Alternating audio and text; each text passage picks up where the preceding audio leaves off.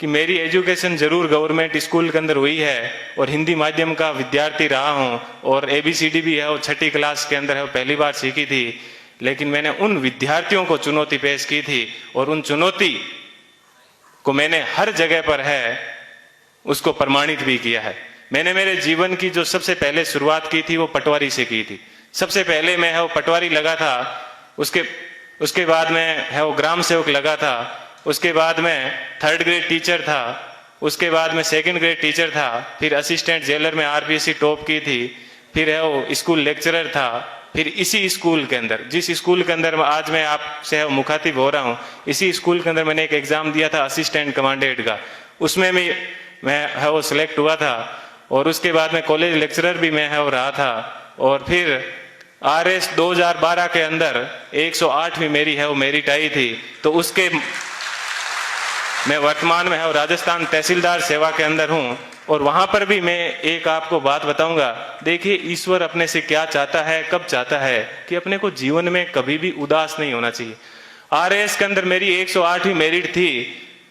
और उसके अंदर मेरे को DSP मिल रहा था, लेकिन दुर्भाग्य ऐसा रहा कि मैं है फर्स्ट वेटिंग में रह गया। थोड़ा सा मुझे दुख हुआ कि यार अपन फर्स्ट वेटिंग में रह गए और उसके जस्ट 1 महीने के बाद में है वो IAS का एग्जाम था दिसंबर के अंदर। 4-5 दिन दुखी रहा, लेकिन मैंने कैसे ही अपने आप को मैनेज किया और देखिए दोस्तों मैनेज करने का क्या बेनिफिट मिला कि जो DSP बनना था वो D आगे से हट गया और मैं SP बन गया।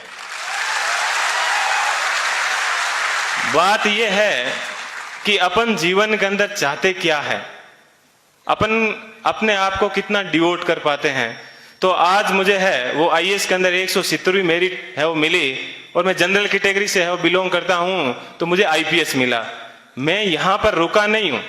मैं वापस तैयारी कर रहा हूं और इस बार मुझे आशा है कि हिंदी माध्यम के अंदर IAS में किसी की अभी तक फर्स्ट मेरिट नहीं आई है और मेरी ये पूरी की तमन्ना है कि कम से कम मैं यहाँ उस स्थान तक है वो पहुंचूं।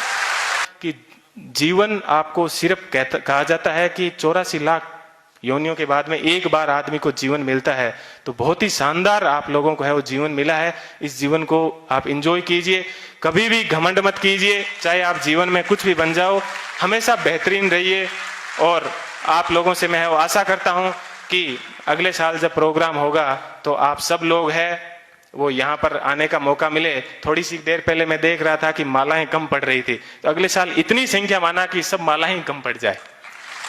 ठीक है, इतनी संख्या में यहाँ पर आना और तब इनको है और रियल खुशी होगी इस कोचिंग संस्थान को। पुनः मैं एक बार है इस कोचिंग संस्थान को बहुत बहुत धन्यवाद देता हूँ। हमेशा दिमाग में एक बात ध्यान रखिएगा कि मुझे किसी मैगजीन के कवर पेज पे आना है। मुझे भी जीवन में उसी दिन खुशी हुई कि इस बार जब PD के ऊपर सब जगह पर मुझे कवर पेज के ऊपर है वो जगह मिली। ऐसी चीज हमेशा ध्यान रखना कि मुझे क्रॉनिकल PD सब जगह कवर पेज पे मिला और आज क्रॉनिकल पे प्रेम सुख डेलू के नाम से या यूट्यूब के ऊपर अनेक वीडियो चलते हैं, तो मुझे बेहद खुशी होती है। आप अपने जीवन में ऐसे टारगेट रखना और हमेशा युवाओं को है वो प्रेरणा देते रहना। कभी सिलेक्शन होने के बाद में ये मत कहना कि ये एग्जाम बड़ा हार्ड है, हमेशा ये कहना बहुत इजी है और यदि मैं कर सकता हूं तो आप भी ये एग्जाम है वो कर सकते हो। एक बार पुनः आप सभी लोगों को है वो